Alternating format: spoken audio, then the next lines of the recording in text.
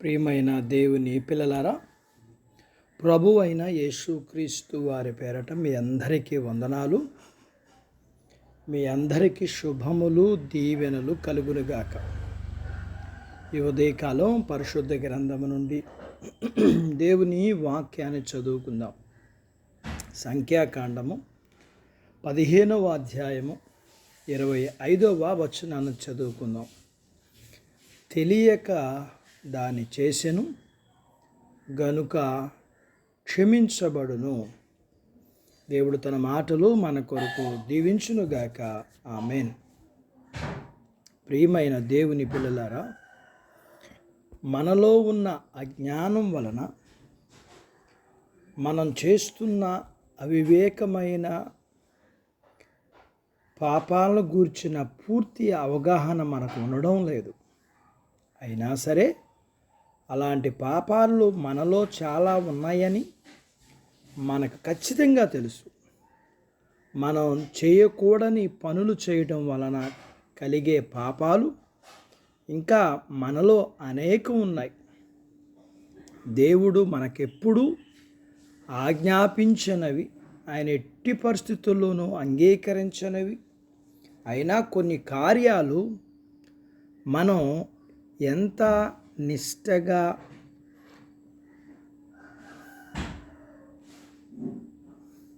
ఏదో గొప్ప దైవ సేవలా చేస్తుంటాం. మనం అజ్ఞానంతో చేస్తున్న ఈ పాపములన్నిటి విషయము మన ప్రియ ప్రభువుకు తెలుసు. ఇది మనకు కొంత ఆందోళన కలిగించవచ్చు.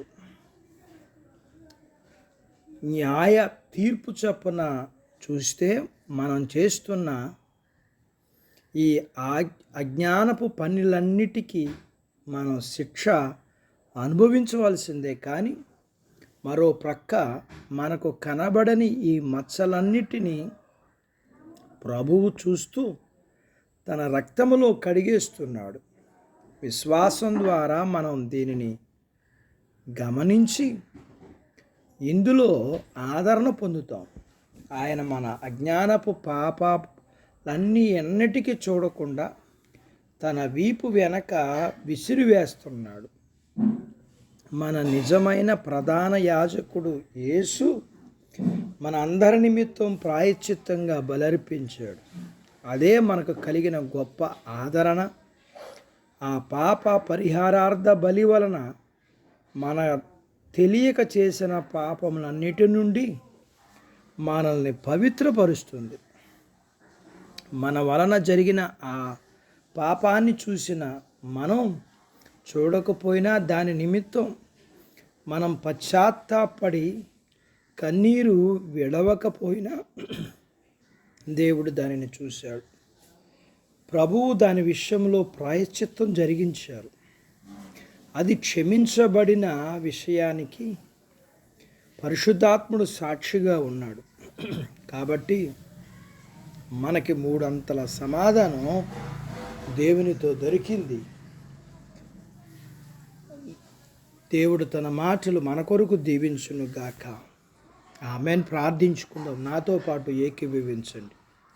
మమ్మల్ని మిక్కిలిగా ప్రేమించిన మా ప్రియ పరలోకపు తండ్రి, మీ పరిశుద్ధ నామమును బట్టి మీకు వందనాలు.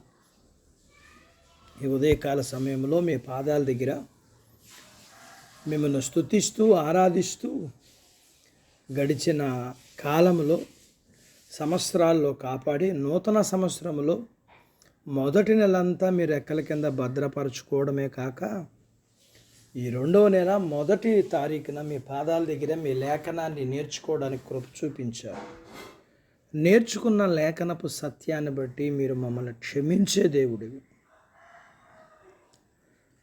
మీరు మా ఎడల చూపే కృపను బట్టి మాత్రమే, మా క్రియలను బట్టి కాదు. మాకు పాప క్షమాపణ దొరుకుతూ ఉంది, మీతో సమాధానం కలుగుతూ ఉంది. మేము మరలా పాపలం కాకుండానట్లుగా మాకిచ్చిన పరిశుద్ధతను నీతిని కాపాడుకోగలగటానికి సహాయం చేయండి.